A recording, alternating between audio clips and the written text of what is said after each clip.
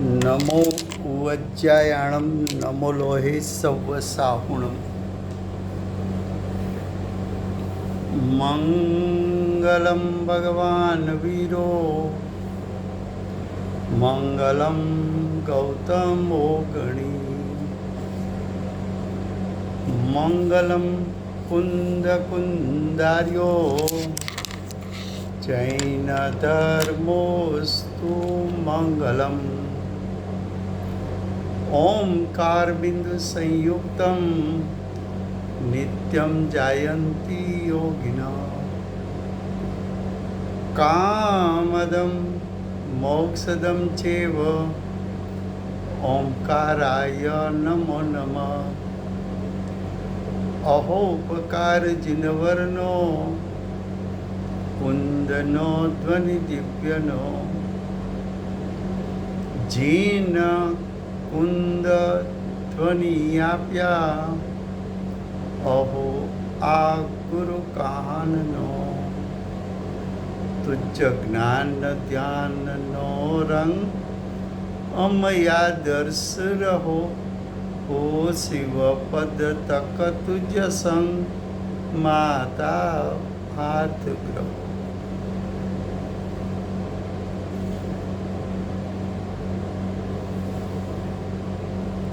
ये समयसार नाम का परम अध्यात्म शास्त्र है। भगवत कुनकुंदाचार्य देव मांगलिक करके चित्त स्वरूप यानी चैतन्य स्वस्वरूप यानी ज्ञान दर्शनमय स्वस्वरूप ऐसा शुद्धात्मा का स्वरूप ये शास्त्र में दिखाना चाहते हैं, क्योंकि चैतन्य स्वस्वरूप उस पर दृष्टि पड़ने से, उस पर उपयोग गिरने से जीव को सम्यक दर्शन सम्यक ज्ञान प्रकट होता है।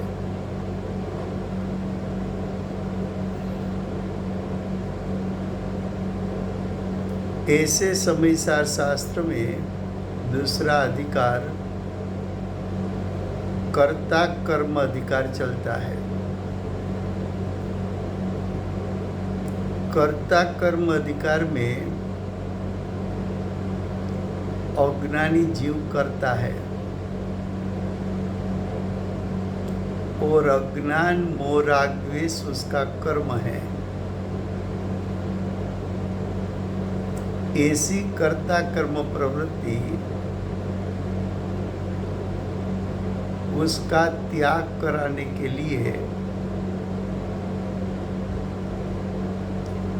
आचार्य भगवान ने कर्ता कर्म अधिकार की रचना की है। कर्ता कर्म अधिकार में श्लोक 73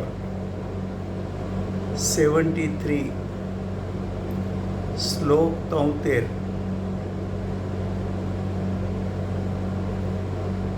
आचार्य भगवान ऐसा 20 श्लोक की रचना करते हैं कि जो जीव ग्रहित मिथ्यात्व स्थूल उसको छोड़कर अग्रहित मिथ्या दर्शन ज्ञान चारित्र को भी छोड़ना चाहता है और जिसको संसार के प्रति वैराग उत्पन्न हुआ है, जो जीव कुछ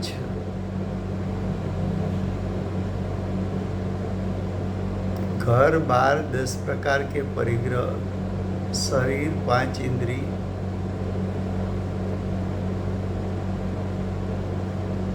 कुटुंब आदि के प्रति वैराग्यवंत हुआ है और आत्मा के स्वरूप के चिंतन में लगा है, और चिंतन में वो जीव रुक गया।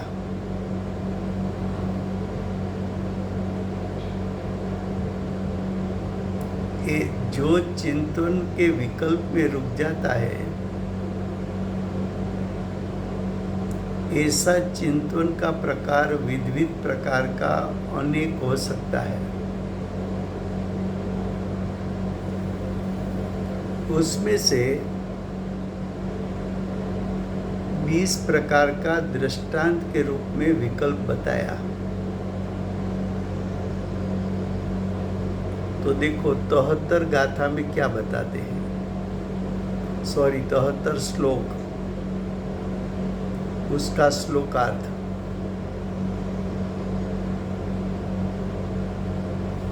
जीव द्वेषी है,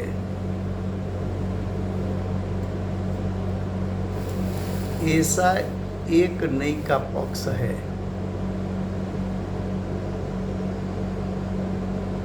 एक कौन सी नई से बात चलती है, तो कि व्यवहार नहीं है, उसका विषय भेद है। भेद 2 प्रकार के हैं, गुण भेद और पर्याय भेद। उसमें पर्याय भेद की बात चलती है, और पर्याय अनेक प्रकार की विभाव पर्याय है। वो अनेक प्रकार की विभाव पर्याय में द्वेष की पर्याय। जब जीव किसी विषय को गौण करता है सविकल्प दशा में, तो उसके प्रति द्वेष होता है, और किसी को मुख्य करता है तो उसके प्रति राग होता है। तो जीव की दशा में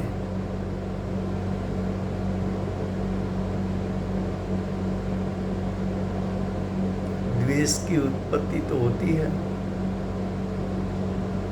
क्यों? तो कि यहाँ जीव तो लिया है अज्ञानी, तो अज्ञानी जीव को अज्ञान, मोह यानी मिथ्यात्व, राग यानी पर पदार्थ में हित बुद्धि, द्वेष यानी पर पदार्थ में अहित बुद्धि, उसके विकल्प तो उत्पन्न होते हैं।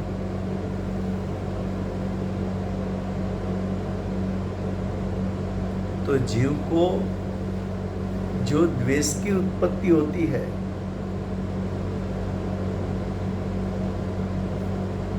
तो द्वेष की उत्पत्ति वो तो पर्याय में उत्पन्न होती है।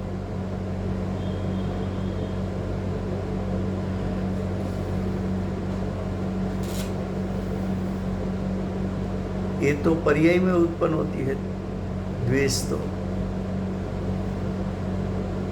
व्यवहार नहीं से देखा जाए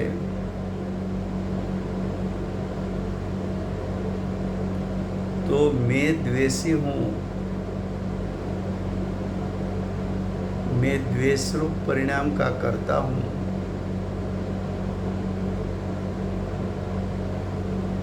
ऐसा विकल्प, ऐसा चिंतन। लेकिन मेरी दशा में द्वेष उत्पन्न होना वो तो व्यवहारणी का पक्ष है, व्यवहारणी का विषय है। द्वेष भी विकल्प है, और जब तक द्वेष रूप विकल्प उत्पन्न होता है तब तक आत्मा की अनुभूति होती नहीं, और द्वेष की उत्पत्ति होती है तब शुद्धने के विषयभूत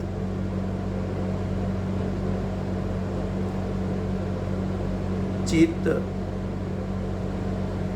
यानी चैतन्य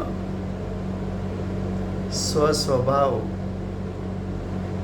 द्वेष परिणाम के कारण तिरोभूत हो जाता है। तो द्वेष को गौण करना चाहिए, ऐसा जोर शोर से चिंतन चलता है।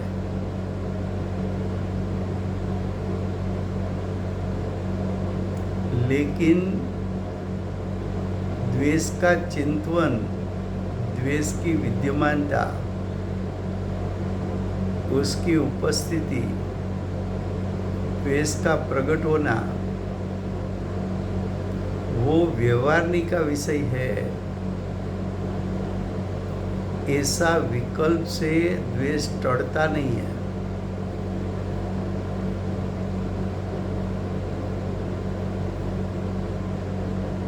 लेकिन ऐसा सम्यक दर्शन पूर्वे बीच में विकल्प आता भी है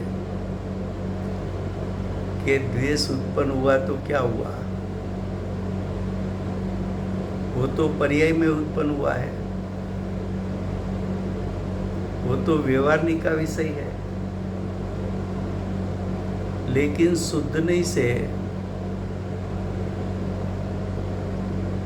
चैतन्य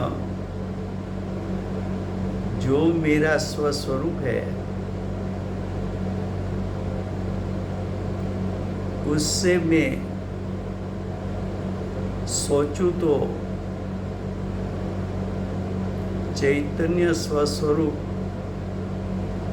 तो द्वेष रहित है।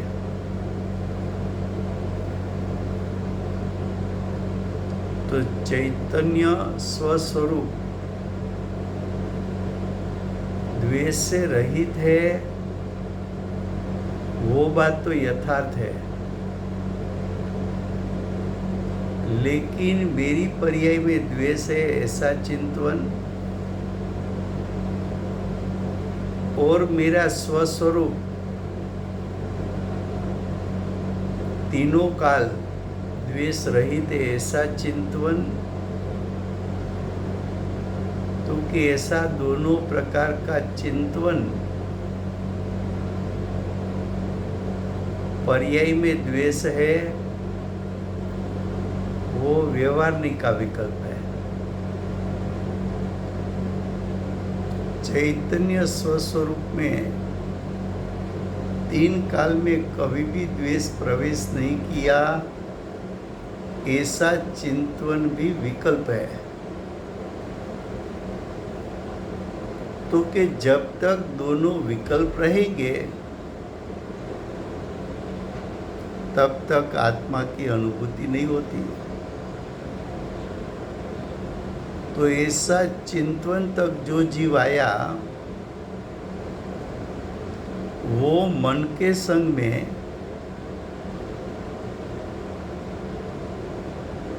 चिंतन किया और चिंतन में रुका हुआ है। ऐसे जीव को आचार्य भगवान ये विकल्प को छुड़वाकर, क्योंकि ये दोनों प्रकार का विकल्प है तो विकल्प, और ये विकल्प का कर्ता भी अज्ञानी है। तो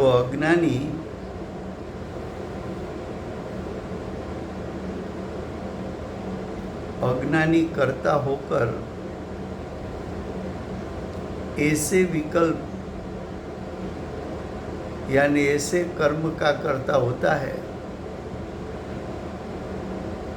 तो कि अज्ञानी की ऐसी कर्ता कर्म प्रवृत्ति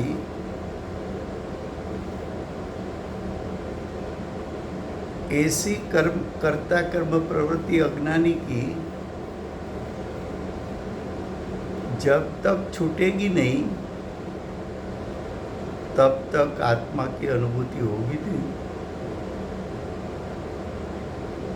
तो कि ये विकल्प है,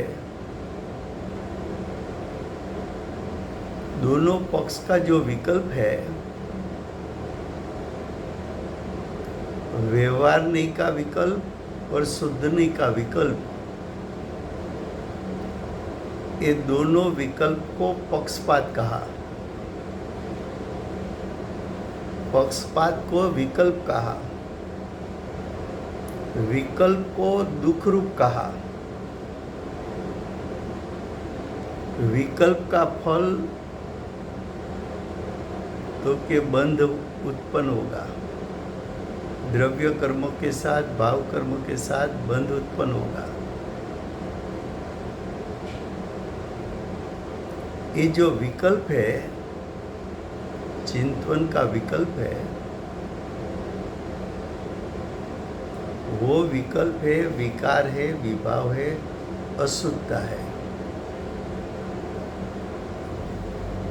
और वो विकार, वो विभाव, वो अशुद्धता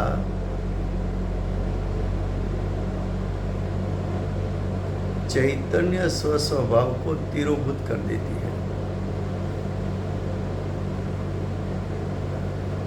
तब तक दृष्टि और उपयोग ज्ञायक को ग्रहण कर सकता नहीं है।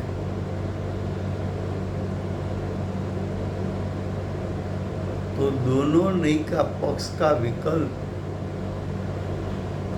उसका कर्ता अज्ञानी है। ऐसी अज्ञानी की कर्ता कर्म प्रवृत्ति छोड़ना है। छूटती है कैसे?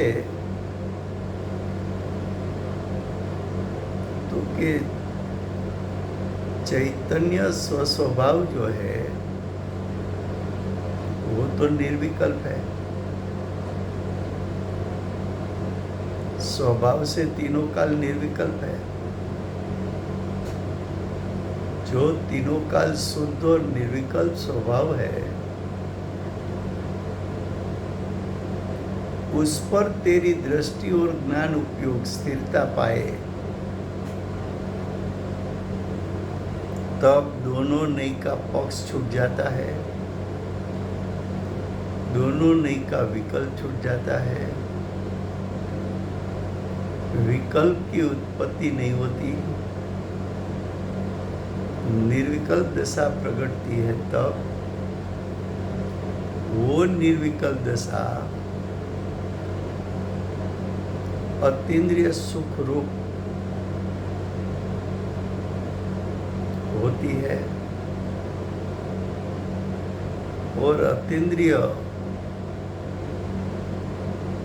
पणा जो प्रकट हुआ, उसका निमित्त पाकर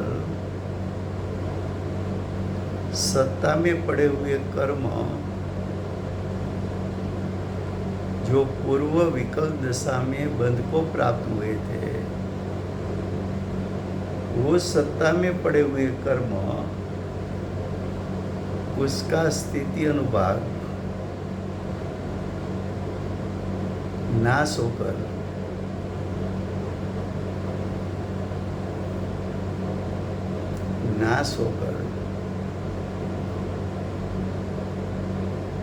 जीव निर्विकल्प यानी सम्यक दर्शन ज्ञान चारित्रों प्रकट कर लेता है। तब उसको तत्ववेदी,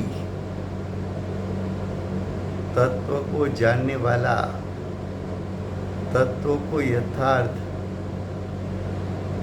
श्रद्धान और ज्ञान करने वाला तत्ववेदी यानी ज्ञानी यानी साधक यानी अंतरात्मा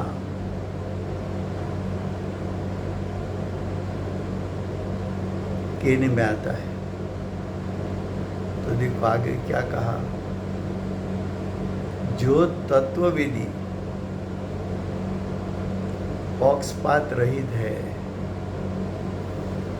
तत्ववेदी सम्यक दृष्टि सम्यक ज्ञानी कैसे होते हैं?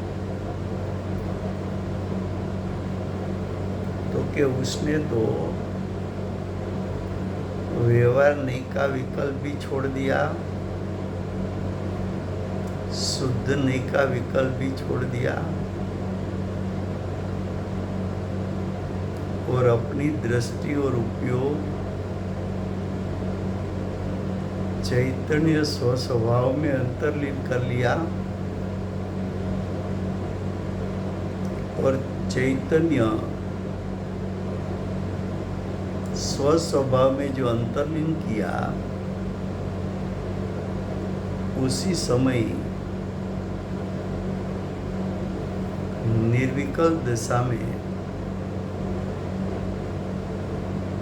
निर्विकल्प दशा के काल में भी निर्विकल्प ज्ञान,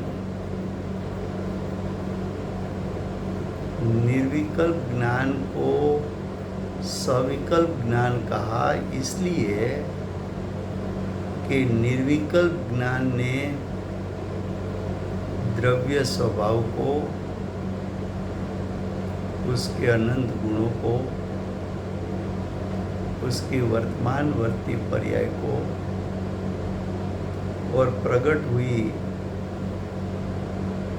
आंशिक शुद्धता को भेदपूर्वक अभेद पूर्वक जान लिया। तो भेद अभेद पूर्वक जानने वाला ज्ञान को,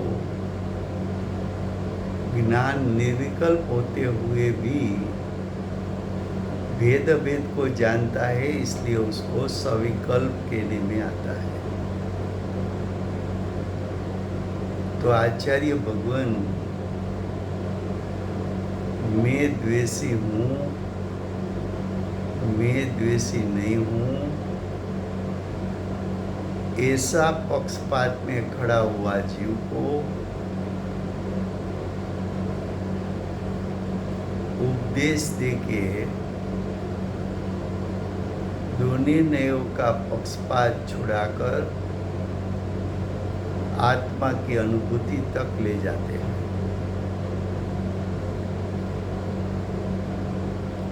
अब फिर से गुजराती में,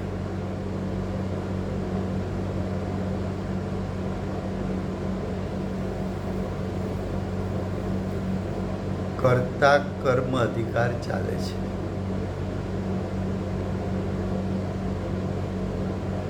कर्ता कर्म अधिकार में कर्ता कोने कहो?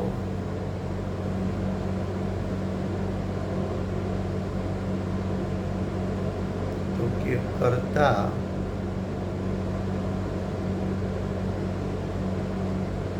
अज्ञानी कर्ता छे। अज्ञानी कया कर्मनो कर्ता छे? तो कि अज्ञान मोह राग द्वेष एनो करता है। तो अज्ञानी ने कर्ता कर्म प्रवृत्ति छोड़ावा माटे आचार्य भगवंते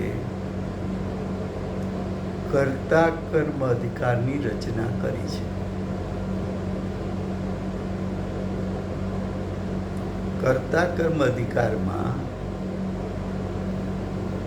73 नंबरनो श्लोक चाले छे।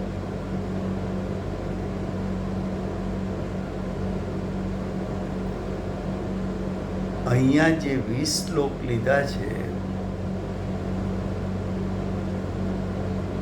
ए 20 श्लोक एवा जीव माटे लीधा छे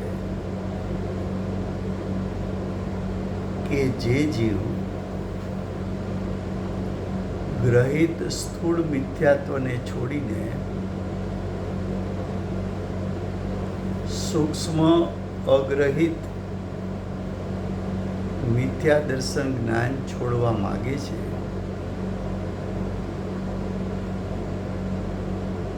જ્યાં સુધી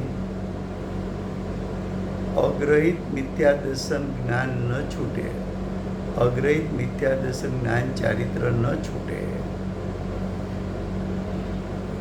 ત્યાં સુધી એ જીવ પણ અજ્ઞાન દશા છે, માટે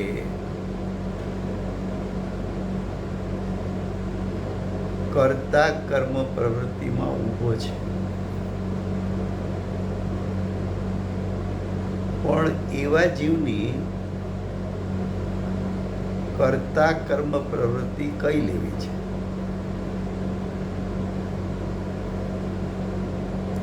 તો કે જે જીવ ગ્રહિત મિથ્યાત્વને ટાળીને અગ્રહિત મિથ્યાત્વ આદિ છોડવા માગે છે, એ જીવ તત્વ વિચારથી મને સમ્યક દર્શન થશે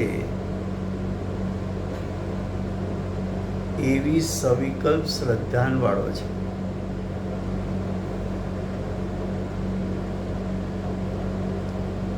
અહીંયા એવો પણ જીવ લેવો છે કે તત્વ વિચારથી સમ્યક દર્શન થાય એવા અભિપ્રાય વાળો છે.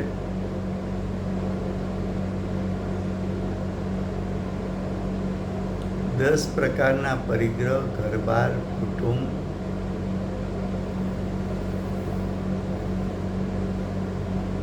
વેપાર ધંધો, એના પ્રત્યે ઉદાસીન થઈને થોડો વૈરાગવંત પણ થયો છે. એકાંતમાં બેસીને તત્વચિંતન પણ કરે છે. આટલે સુધી આવ્યો છતાં એ જીવને હજી સમ્યક દર્શન થયું નથી. સમ્યક દર્શન નહીં થવાનું કારણ શું છે? તો કે એ જીવ આત્માનું સ્વરૂપ બે નઈ પક્ષથી વિચારે છે, ચિંતન કરે છે.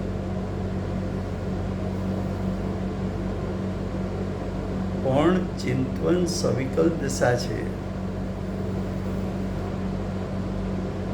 અને સવિકલ્પ દશામાં ઉત્પન્ન થયેલા ભાવ રાગાદિક હોય કે દ્વેષાદિક હોય,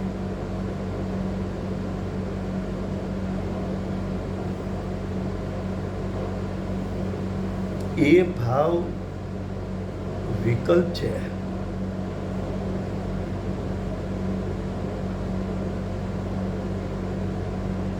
અને કદાચ એમ વિચારે કે શુદ્ધ નહીંથી તો હું, એટલે કે મારો ચૈતન્ય સ્વરૂપ સ્વસ્વભાવ જ્ઞાન દર્શનમય સ્વસ્વભાવ, એમાં તો દ્વેષાદિ પ્રવેશા નથી. એટલે કે આત્માના શુદ્ધ સ્વભાવથી સવિકલ્પ દશામાં ચિંતન કરે, તો એવું ચિંતન પણ છે તો વિકલ્પ. જો ચિંતનમાં સંતોષાઈ જાય તો એ તો વિકલ્પથી સંતોષાઈ ગયો. અને વિકલ્પથી સંતોષાઈ ગયો તો વિકલ્પને ઓળંગવાનો, પક્ષથી અતિક્રાંત કરવાનો આવા પક્ષપાતને છોડવાનો એનો પુરુષાર્થ ઉપડશે નહીં. એવા જીવને જાગૃત કરવા આચાર્ય ભગવાન 73 નંબરના શ્લોકની રચના કરે છે. જો એ શ્લોકાર્થ: જીવ દ્વેષી છે એવો એક નહીંનો પક્ષ છે.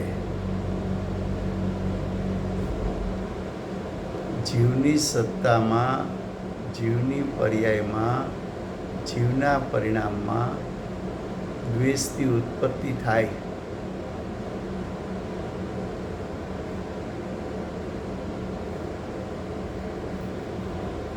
એ દ્વેષની ઉત્પત્તિ થઈ, એ દ્વેષને જાણ્યો સવિકલ દશામાં. પણ એ દ્વેષ છે એ તો પર્યાર્થિક નહીં, એટલે વ્યવહાર નહીંનો વિષય છે.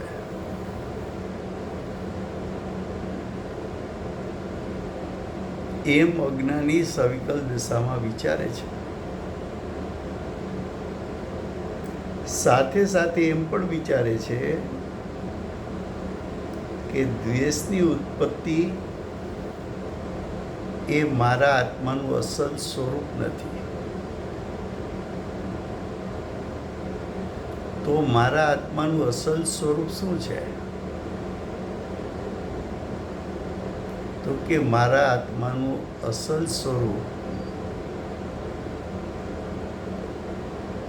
તો ચૈતન્ય સ્વસ્વભાવપણું છે.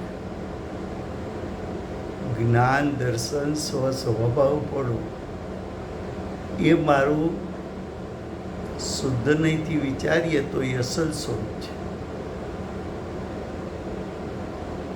અને આત્માનું ખરેખર સ્વરૂપ પણ અસલ સ્વરૂપ તો દ્વેષ રહિત જ છે. એ તો ત્રણેય કાળ શુદ્ધ રહેનારું સ્વરૂપ છે. શુદ્ધ નહીંથી વિચાર્યું સવિકલ દિશામાં એ પણ યથાર્થ છે. પર્યાયમાં દ્વેષપણું છે એવું વિચાર્યું એ પણ યથાર્થ છે. પણ પર્યાયથી હું દ્વેષી છું અને સ્વભાવથી હું શુદ્ધ છું, દ્વેષ રહિત છું. એવું જે તું ચિંતન કરે છે એ ચિંતન વ્યવહાર નહીંના પક્ષનું હોય કે શુદ્ધ નહીંના પક્ષનું હોય, એ બંને પ્રકારનું ચિંતન આત્માની અનુભૂતિ પહેલા આવા ચિંતનનો એક કાળ પણ આવશે ખરો. રસ્તામાં આવા વિકલ્પો આવશે પણ ખરા અનુભૂતિ પહેલા. પણ એવા કાળે આચાર્ય ભગવાન શિષ્યને જાગૃત કરે છે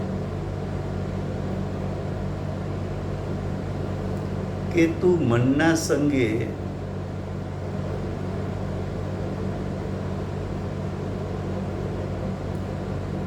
આત્માનું સ્વરૂપ વ્યવહાર નહીંથી એટલે કે પર્યાય ઉપર દ્રષ્ટિ કરતા જીવની સત્તામાં દ્વેષની ઉત્પત્તિ થઈ છે. એ વાત તારી સાચી છે. અને આવો દ્વેષ રૂપ પર્યાય છોડવા માટે તે બીજું ચિંતન શરૂ કર્યું કે મારો આત્મા ત્રિકાળ પરિપૂર્ણ શુદ્ધ છે. એ તો ચૈતન્યની મૂર્તિ છે. એ તો વિતરાગ છે. એ ચૈતન્ય મૂર્તિમાં અનાદિથી અનંતકાળ દ્વેષ પ્રવેશ કરી શકતો નથી. તો શુદ્ધ નહીંથી હું વિચારું તો મારો શુદ્ધાત્મા તો મારું તો ચૈતન્ય સ્વસ્વભાવપણું તો દ્વેષ રહિત છે.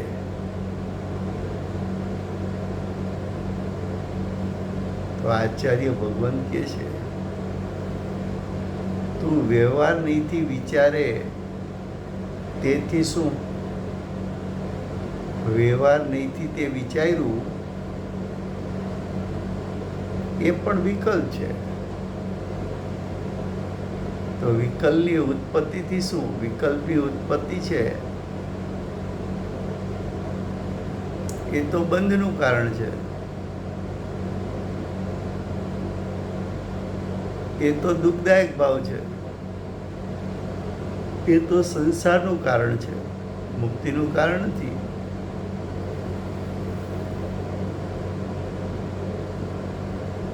આવા તારા વિકલ્પ, આવા તારા અભિપ્રાય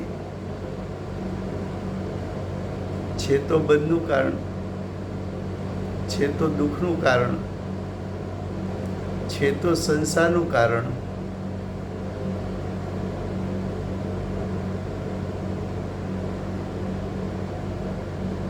અને તું એમ વિચારે કે પર્યાર્થિક જ્ઞેયના વિષયનો પક્ષપાત છોડવા માટે હું શુદ્ધ નહીંથી આત્માનું સ્વરૂપ વિચારું.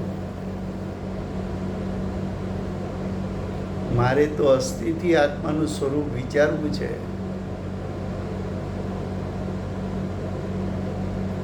તો તું વ્યવહારનીનો પક્ષ છોડીને શુદ્ધ નહીંના પક્ષમાં આવ્યો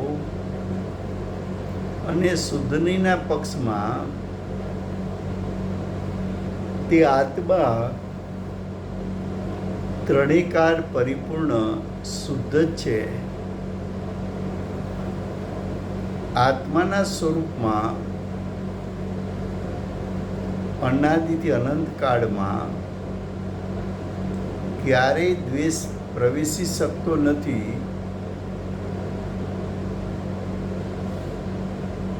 જો તું આવું વિચારે તો કે આત્માનું સ્વરૂપ એવું છે ખરું,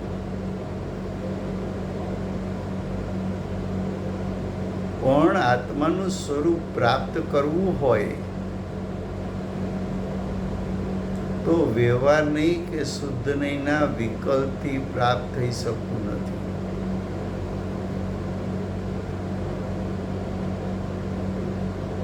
તો શિષ્યને એમ થાય છે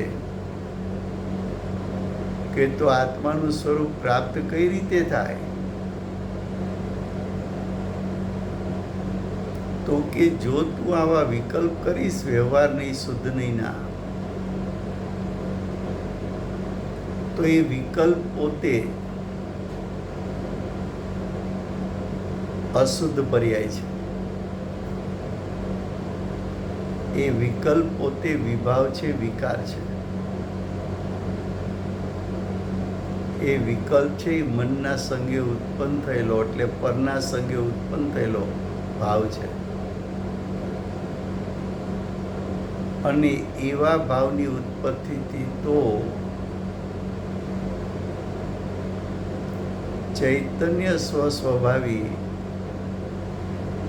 એવો શુદ્ધાત્મા તિરોભૂત થઈ જાય છે.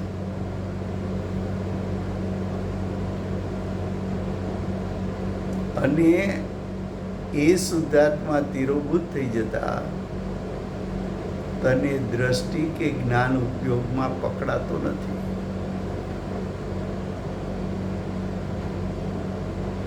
તો એ વિકલ્પ છે, એ વિકલ્પરૂપ પર્યાયને ગૌણ કરીને શુદ્ધ નહીંના વિષયભૂત ચૈતન્ય સ્વસ્વભાવી શુદ્ધાત્મા એના પર દ્રષ્ટિ અને ઉપયોગ લંબાતા, એનું અવલંબન લેતા જીવ તત્વવેદી કહેતા જ્ઞાની થાય છે. જ્ઞાની કહેતા અતિન્દ્રિય જ્ઞાન, અતિન્દ્રિય સુખની પ્રગટતા થાય છે. અતિન્દ્રિય જ્ઞાન, અતિન્દ્રિય સુખની પ્રગટતા થતાં એટલે એ જીવ નિર્વિકલ્પ થાય છે. એ જીવ નિર્વિકલ્પ થાય છે એટલે કે બંને નયના પક્ષને છોડી દે છે. બંને નયના પક્ષને છોડી દે છે એટલે બંને નયના પક્ષને ઓળંગીને ચૈતન્ય સ્વસ્વભાવી શુદ્ધાત્મા પર દ્રષ્ટિ અને ઉપયોગ મૂકતા તે જ સમયે જીવ આત્મ સ્વભાવને પ્રતીત કરીને, આત્મ સ્વભાવને જાણતો, આત્મ સ્વભાવમાં સ્થિર થતો નય પક્ષના બંને વિકલ્પો સહજ છૂટી જતા જીવ નિર્વિકલ્પ થઈ, તત્વવેદી થઈ, જ્ઞાની થઈ, અંતરાત્મા થઈ, સાધક થઈ, શુદ્ધાત્માને ગ્રહણ કરી લે એવો આ શ્લોકમાંથી ઉપસાર કાઢવો છે. હવે શ્લોક 74, श्लोक 74, श्लोक 74, उसका श्लोकार्थ. जीव करता है, यहाँ जीव का अर्थ है अज्ञानी जीव. अज्ञानी जीव किसका करता है? तो कि अज्ञानी जीव राग का करता है, अज्ञानी जीव विभाव पर्याय का करता है, अज्ञानी जीव विकल्प का करता है, अज्ञानी जीव विकार का करता है,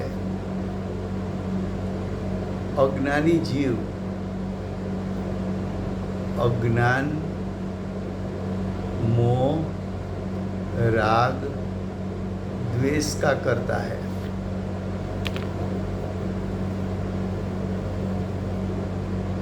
क्या कहा? जब तक जीव विकल्प में खड़ा है,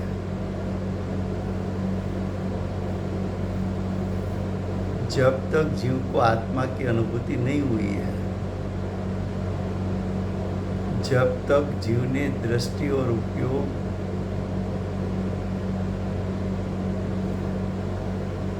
चैतन्य स्वस्वभाव में अंतर्लीन नहीं किया है, तब तक जीव की कर्ता कर्म प्रवृत्ति कैसी है? तो कि ऐसा जीव अज्ञानी होता है. तो अज्ञानी जीव किस परिणाम का कर्ता होता है? तो कि अज्ञानी जीव वर्तमान अज्ञान रूप पर्याय का कर्ता, दर्शन मोह का कर्ता, राग द्वेष का करता. उसको एक शब्द में कहो तो अज्ञानी जीव विभाव का करता या तो विकार का करता.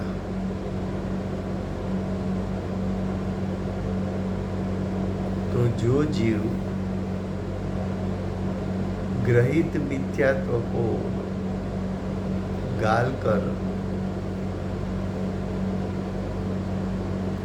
अग्रहित मिथ्यात्व को छोड़ने के लिए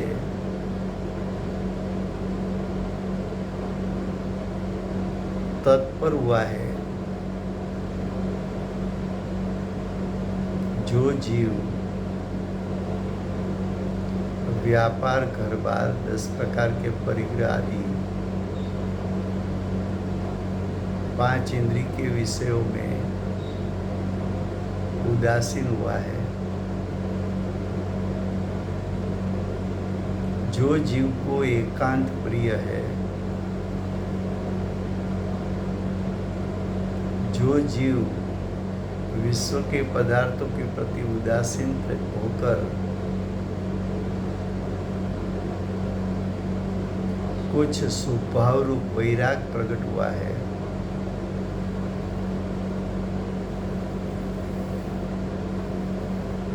ऐसा जीव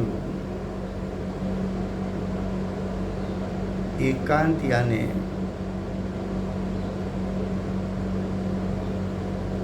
पांच इंद्रिय के विषयों को छोड़कर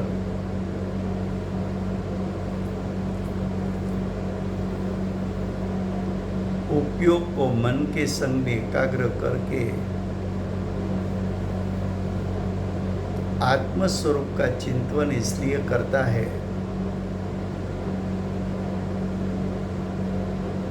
कि तत्व चिंतन करने से सम्यक दर्शन की प्राप्ति होती है, ऐसा ज्ञानी का उद्देश्य है।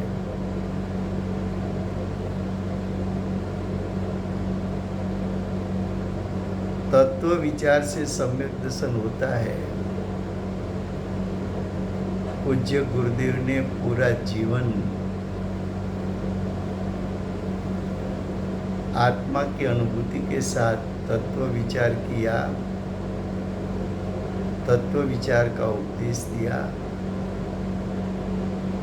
और गुरुदेव के एक घंटे के प्रवचन में स्वयं ने तत्व विचार किया और तत्व विचार करने के लिए ये बात मुमुक्षु समाज के सामने भी रखी।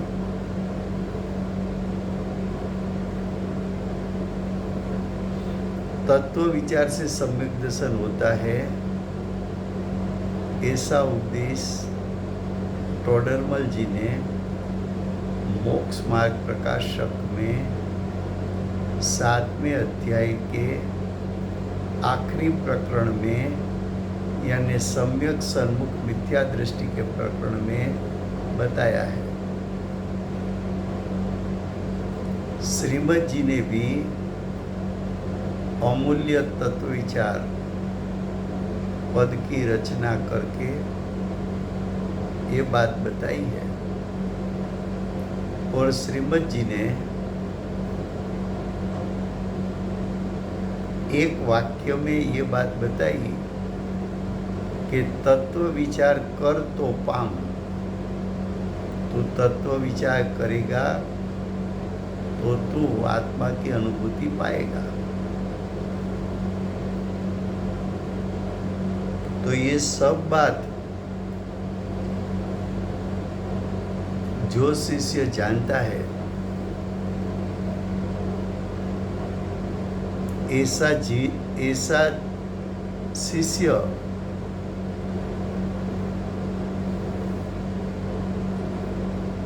आत्मा की अनुभूति के पूर्व कहीं विकल्प में रुक न जाए, ऐसे शिष्य पर करुणा करके अमृतचंद्र आचार्य देव ने कुंकुंदाचार्य देव के हृदय में बैठकर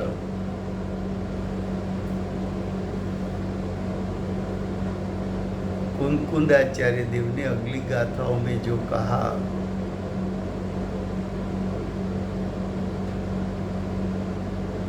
उसका विस्तार यानी कुंदकुंदाचार्य देव के हृदय में रहे हुए भावों को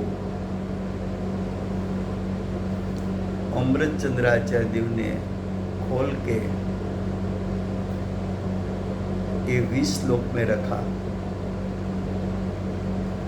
कि आत्मा की अनुभूति के पहले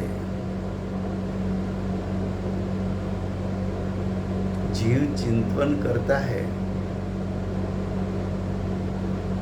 और विविध प्रकार के विकल्प भी आते हैं। उसमें एक प्रकार ये भी हो सकता है, तो देखो कौन सा वो हो सकता है। श्लोक चमत्तर कि जीव करता है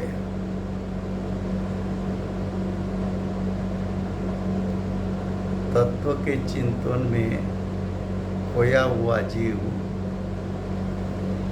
ऐसा चिंतन करता है कि पर्याय से देखा जाए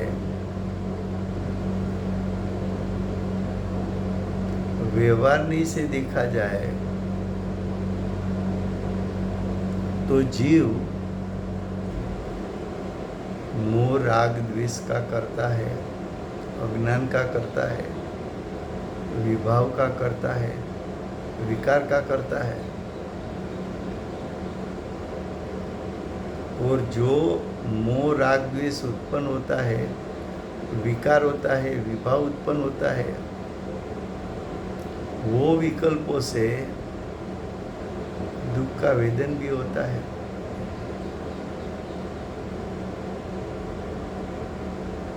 तब शिष्य को ऐसा लगता है कि व्यवहार नहीं के विकल्प को छोड़ने के लिए मैं शुद्ध नहीं के विषय का चिंतन करूं।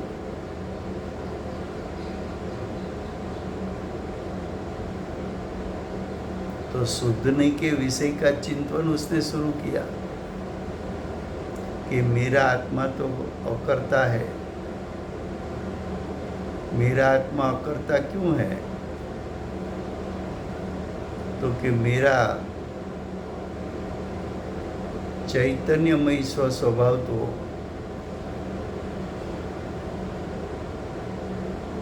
परिपूर्ण शुद्ध है। शुद्धता का उसमें परिपूर्ण सामर्थ्य है।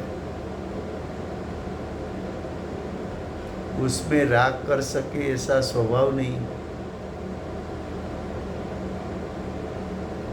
तो मैं तो शुद्ध हूँ, एक हूँ, अरूपी हूँ, ज्ञान दर्शनमयी हूँ।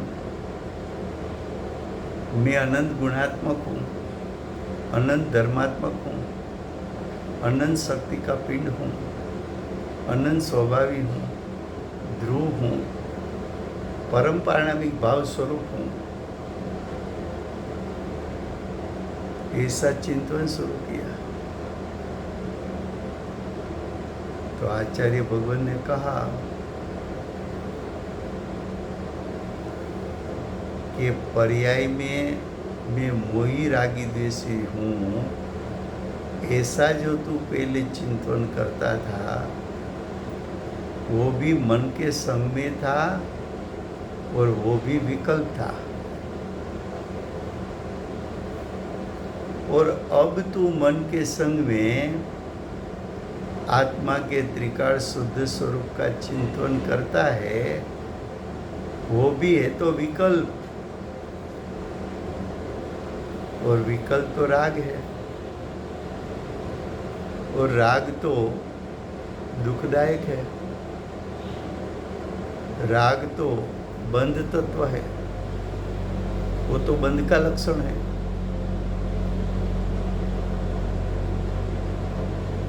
राग से तो संसार उत्पन्न होता है,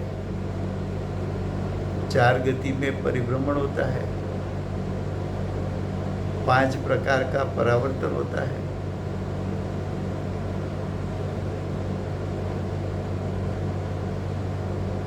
तो शिष्य को ऐसा होता है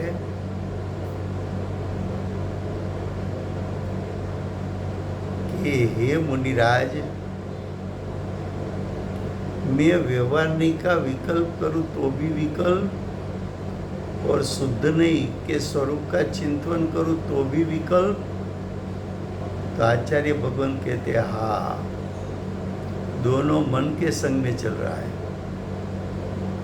और मन का संग वो तो पर का लक्ष्य है। स्व का लक्ष्य किए बिना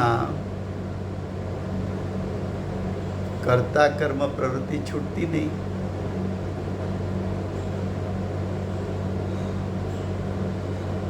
पर के संग में, कर्म के उदय के संग में, द्रव्य मन के संग में तू जुड़ जाता है, तो तेरी दृष्टि और उपयोग तो मन के संग में है।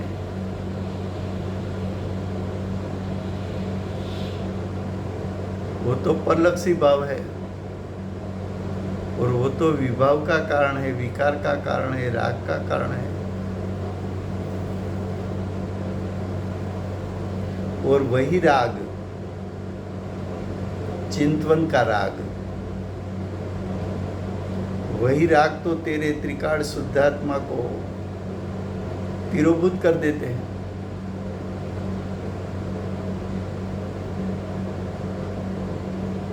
तो कि ये विकल्प छोड़, ये विकल्प को गुण कर, और तेरी दृष्टि और उपयोग तेरे चैतन्य स्वस्वभावी शुद्धात्मा पर दृष्टि और उपयोग मुख, तो तेरा स्वस्वभाव तो निर्विकल्प है, और निर्विकल्प के संग में दृष्टि और उपयोग भी निर्विकल्प हो जाएगा। तब तुझे व्यवहार नहीं, शुद्ध नहीं का पक्ष छूटेगा। पक्ष छूटेगा उसका अर्थ विकल्प छूटेगा, विकल्प छूटेगा उसका अर्थ निर्विकल्प हो जाएगा, निर्विकल्प हो जाएगा उसका अर्थ तेरी दृष्टि, उपयोग और स्थिरता आत्म स्वभाव में हो जाएगी। तो तेरी दशा में कर्ता कर्म प्रवृत्ति छूट जाएगी, और तू अकर्ता हो जाएगा, तू ज्ञाता दृष्टा हो जाएगा। जो अनादिकाल से तूने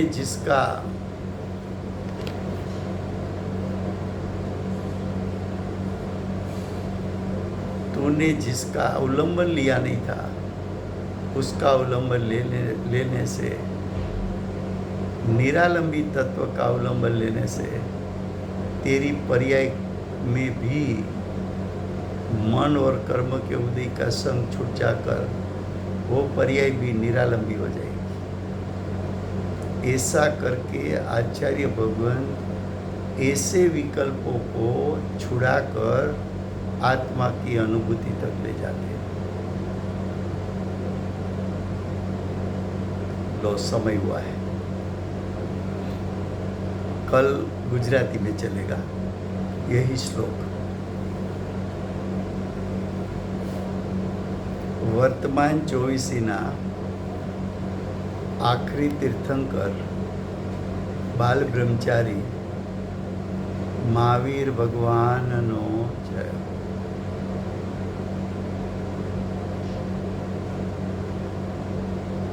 महाविद्य ક્ષેત્રે બિરાજતા પ્રથમ તીર્થંકર ધર્મ ધુરંધર અનંત ચતુષ્ટ્રીના ધારક દિવ્ય ધ્વનિના દાતાર આપણા શાસન ઉપકારી શ્રી સિમંદર ભગવાનનો જય। કડીકાળ સર્વજ્ઞ કેવળ જ્ઞાની તળેટીમાં બેઠેલા મા સમર્થાચાર્ય ભગવત શ્રી કુંદકુંદાચાર્ય દેવનો જય। વર્તમાન કાળે સમ્યક દર્શનનો ઉપદેશ આપનાર तीर्थना नायक, तीर्थना स्थापक, तीर्थना प्रवर्तक परम कृपाळु श्री सद्गुरुदेवनो जय हो।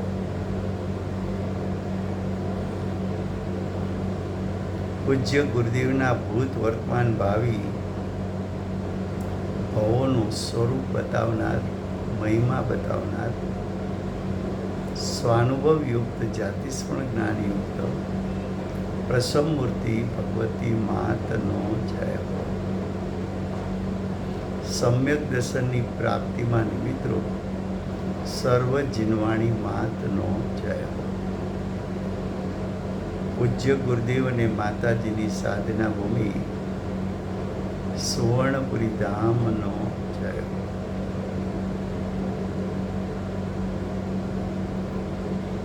સુવર્ણપુરી ધામમાં બિરાજતા સર્વે દેવશાસ્ત્ર ગુરુ ભગવંતનો જય હો.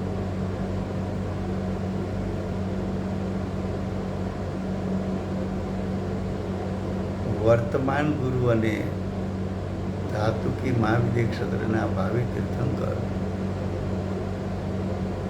શ્રી સૂર્યકૃતિ ભગવાનનો જય હો. શ્રી સૂર્યકૃતિ ભગવાનના સમવસરણના મુખ્ય ગણધર દેવેન્દ્ર કૃતિનાથ ભગવાનનો જય હો. પરમ દિગંબર જૈન ધર્મનો જય હો.